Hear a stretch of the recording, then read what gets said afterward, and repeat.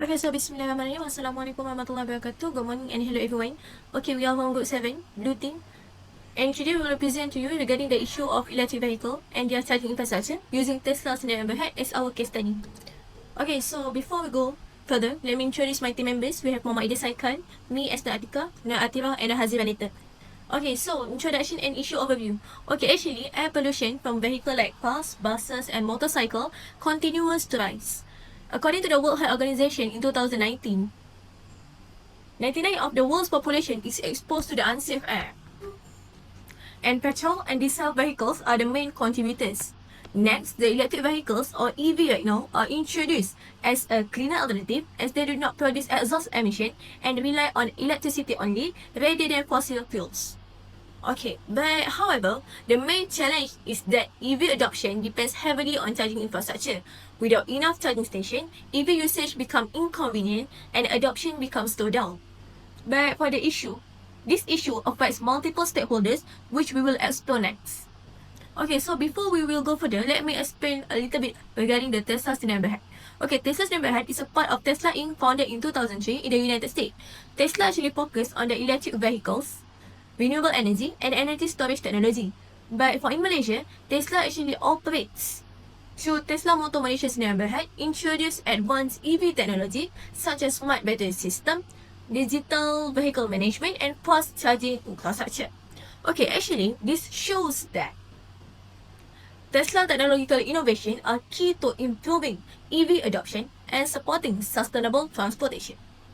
Next, we will discuss the key stakeholders and their roles, examples, and perspective. Okay, so for the government agency, their role is setting policy, provide incentive, develop regulation, and build charging infrastructure. For example, Ministry of Transport and Energy Commission plan EV station and offer tax rebate for buyers. Well, maybe we have MITI and also TNB. Okay, this their perspective of government agency actually they support this EV adoption because it can reduce carbon emission and promote sustainable transportation. Next, transport operators. Okay, their roles is used to use electric vehicle for public transport and also maybe for logistics. For example, Rapid and Grab adopt this EV to reduce fuel costs and improve fleet efficiency through smart scheduling and GPS tracking. While for their perspective, EV actually helps lower the operational costs but rely on sufficient charging infrastructure to operate efficiently. Next, let's go to the passengers and consumer. For the passenger and consumer, their role is the end users of EV. Actually, they decide the EV market success. For example, maybe the daily commuters, families, ride-hailing passengers, and maybe the owner of the car, private car. Okay, so actually, they may switch to the EV if they think it is more convenient. For their perspective, actually they are interested in this EV, electric vehicle, because for a cleaner environment and lower the long-term cost. But actually they worry about the charging availability and driving range. Next, environmental groups. Actually, for the environmental groups, their role is to promote environmental awareness and advocate cleaner transport solutions. For example, NGO like SETDEM, Center for Environment Technology and Development Malaysia, Greenpeace, or maybe like Malaysia Nation Society organize EV awareness campaign. For their perspective, actually, they support this EV to reduce fossil fuel usage but are concerned about the battery waste management. Last one, community organization. Actually, community organization, their role is to educate public and support local EV initiative. For example, local councils or community center run this electric vehicle awareness program. But for their perspective, actually they will be more focused on inclusive access, bridging the communication between the public and authorities while noting unequal access between urban and rural area. Next, we will go to the impact the technological innovation on each stakeholder, positive versus negative. Okay, I will explain just two government agency. The positive part is the government agency, they will promote economic growth and national digital innovation if we adopt to EV, support sustainability target, and enhance Malaysia's image as a technology-driven country. Well, for the negative side is, they are high costs. We need a high cost of developing and implementing new technology, challenges in ensuring the compliance with regulation and safety standard. While for transport operators, the positive side is we can improve the operational efficiency through automation, GPS tracking, and smart scheduling. We can reduce fuel consumption and lower the long-term operating costs, while we can improve service reliability and access to government subsidy and green funding. While the negative side is there are high initial investment and maintenance costs. Need for workforce training on this EV technology and infrastructure because it is a new thing. So humans do not have a lot of skill regarding this. Also, they have limited charging infrastructure, causing this operational downtime. Next impact will be continue with ED cycle. Thank you. Assalamualaikum and hi everyone. Now I'm going to continue talking about the impact about it. Positive versus negative. Number three, passengers and consumers. For passengers, improves service quality, convenience, and user experience. And it also having a more cleaner environment and air better quality.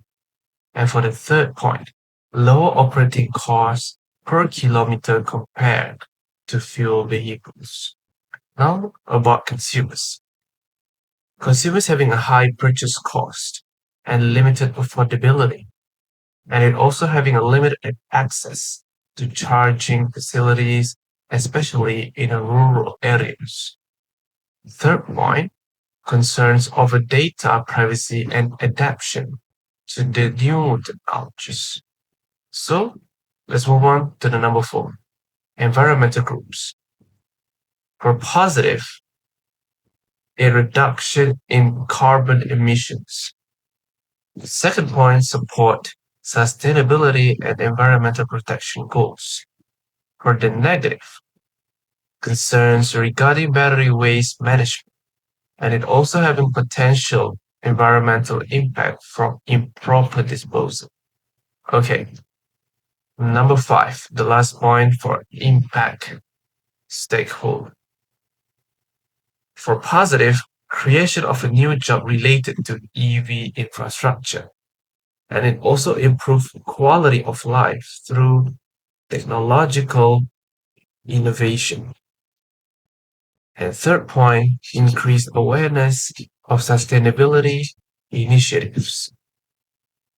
So for negative, unequal access to technology between urban and rural communities, risk of widening the digital divide, and potential social and environmental challenges at a community level.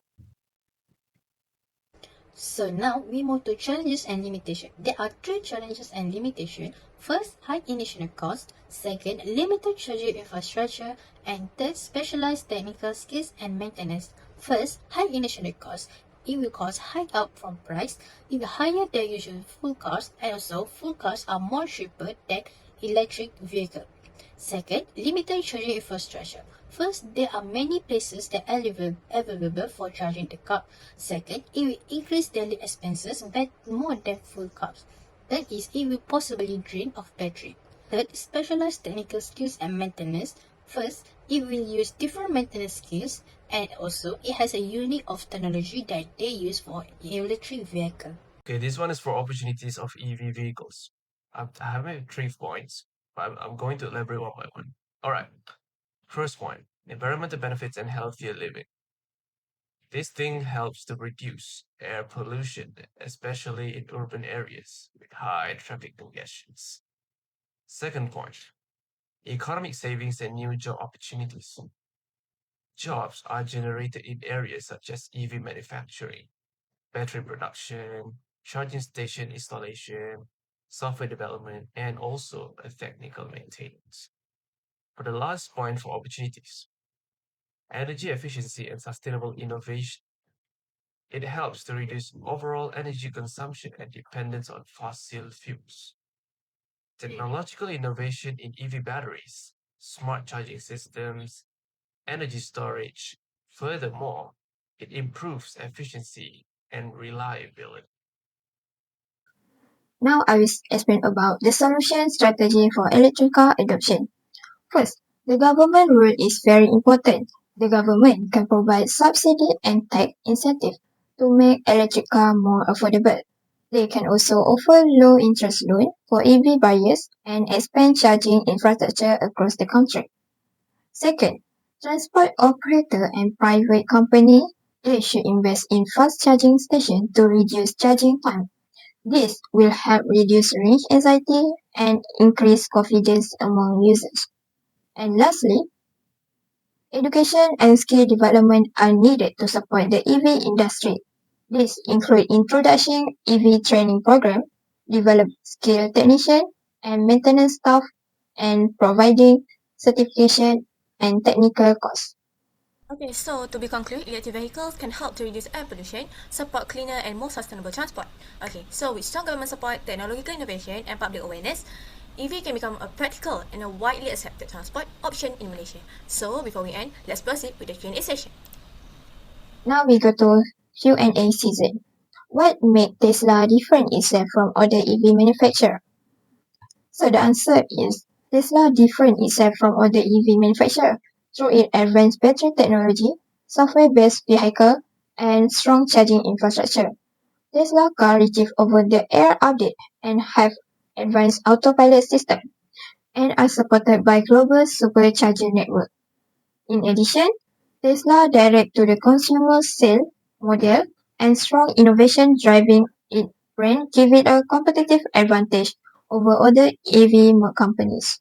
Why That's all. electric vehicle or EV charging is more expensive than petrol?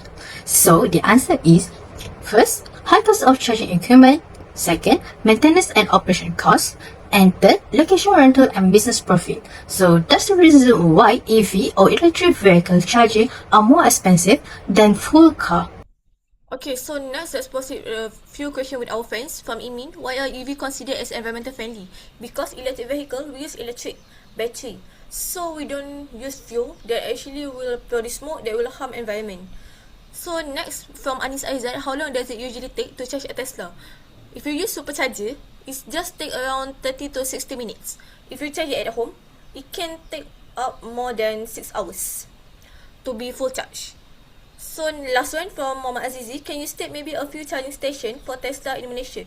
Okay, in Johor, we have at R&R Skudai, Sunway Big Boss in Iskandar Puteri, and also in I guess ICT Finance Avenue in Shah Alam, IOI City Mall in Putrajaya, and also Petaling Jaya. And I think that's all from us. Thank you.